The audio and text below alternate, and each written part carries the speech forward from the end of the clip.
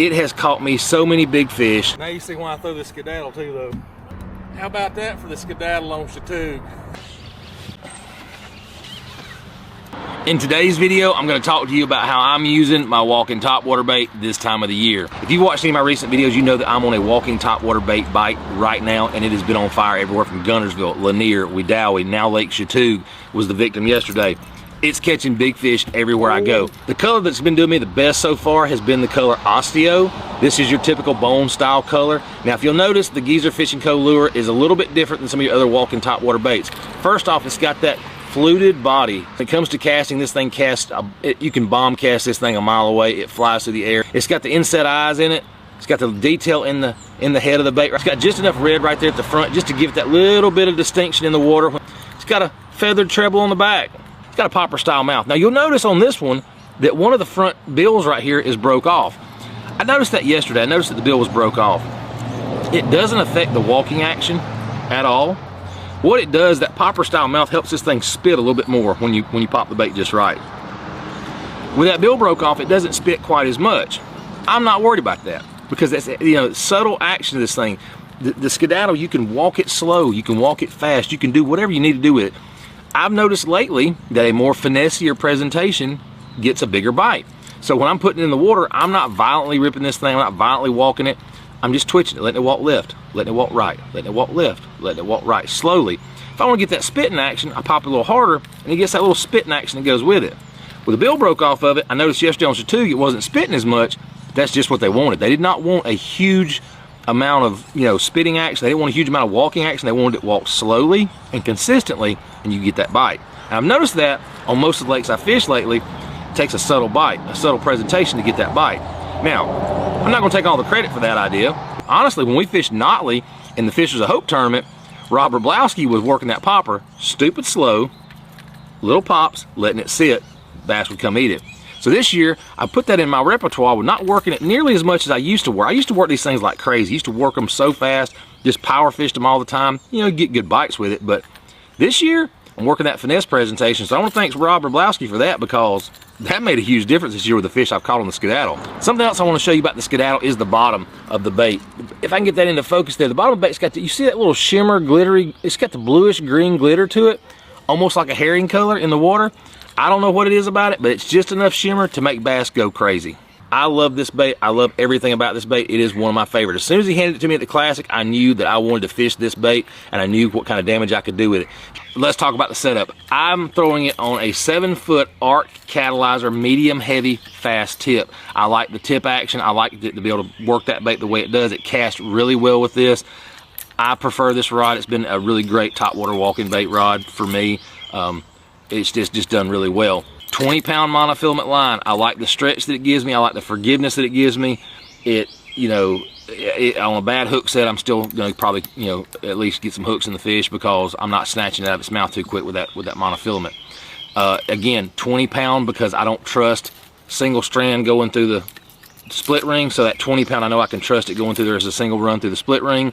And it just gives me the ability to pull fish out of grass, brush, around docks, things like that, without having to worry about it just breaking off instantly. I've just got that, you know, 20-pound forgiveness there, right?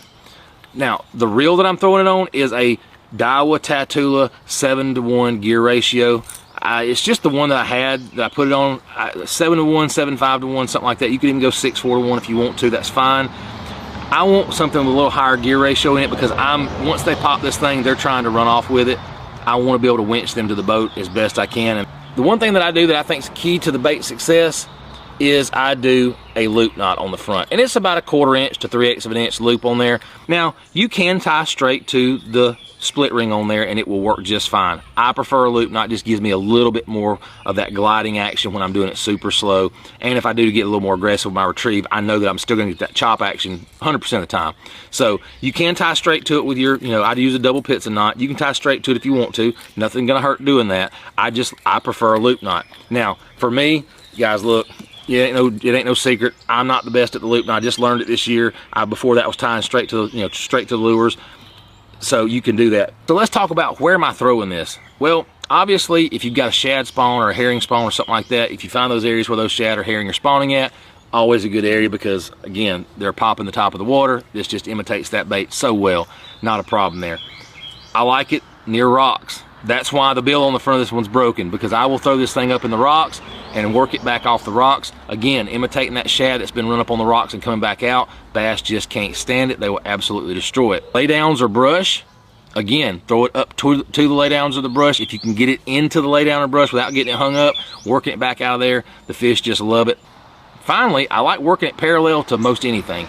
Docks, parallel to the docks, parallel to seawalls, parallel to the bank if I can get that. If you can find a blow through where you can set up and run it parallel with that bank, you're potentially going to run into a bass in that strike zone, or they could be coming around something and it's running right towards them like a bait fish would be doing. It just gives it that perfect presentation to catch them every time. I like running it parallel. Open water, if you got fish that are blowing up out in open water, bomb cast this thing out in the middle of open water and start working it. They can't stand it. If I'm not able to parallel the bait along the bank or along the seawall or something like that, I'm going to work it basically almost like a 45 back to the boat. I will pull into a pocket, nose into a pocket, and pull it straight back to me if that's the only way I can get in there. But I like working it at angles. To me, I feel that it gives it that, you know, it's just not a predictable looking pattern to the fish. It's coming, you know, from the bank at a 45, or it's, you know, it's doing something different than just straight lines. So just keep that in mind when you're working it back to the boat. You know, if you can 45 it, it keeps it in the strike zone a little longer, gives that more natural look presentation to it, and I think you'll get more strikes with it.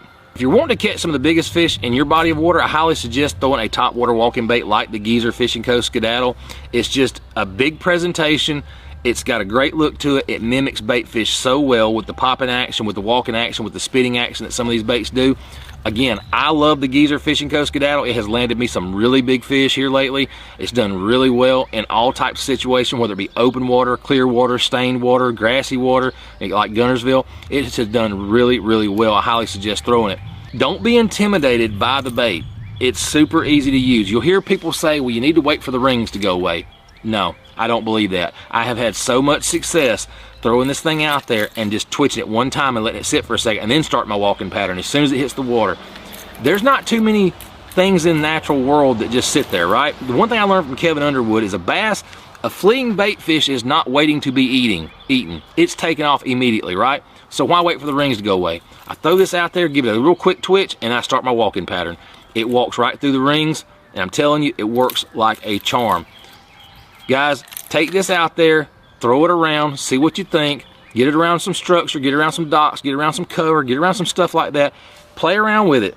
Use this bait. I'm telling you right now, this can be a game changer, whether it be tournaments, whether it be just fun fishing. The walking topwater bait can make a huge difference in your day of fishing.